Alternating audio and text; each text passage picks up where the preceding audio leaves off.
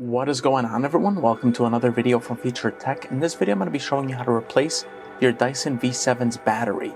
Now before we get deep into the video, make sure to subscribe for more awesome videos like this. Let's get into it. To begin replacing your Dyson V7 battery, you're going to need a couple of things. Obviously, you're going to need a replacement battery. Then you're going to need a mini screwdriver.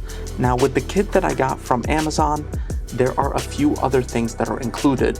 First, you have this brush you can clean off the vacuum and the filter with, and within the brush you have a scooper, which is also very handy. And once you're done using it, just simply put it in, and once you put it in, pull it back out so it sticks in place.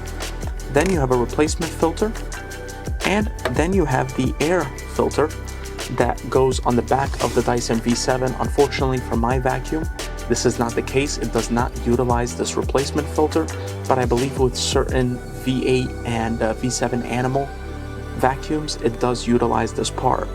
Also with the kit, you have 2 replacement screws.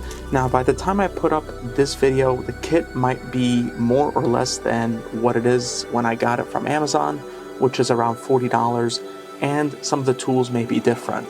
But now let's get into the replacement portion of the video. The first step is to find all 3 screws. So you're going to have to unscrew a total of 3 screws, which is the first one is right here. And then at the bottom, you have 2 that are hidden right here. I don't know if you can see it, but it's one here and one here. Then you're going to take your mini screwdriver and you're going to unscrew them. So I'm going to do that now.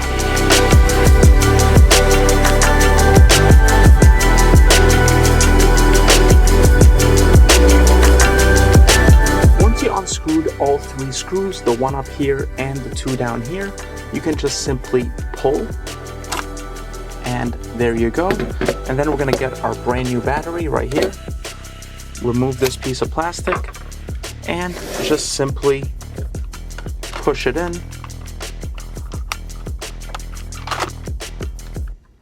and there you go.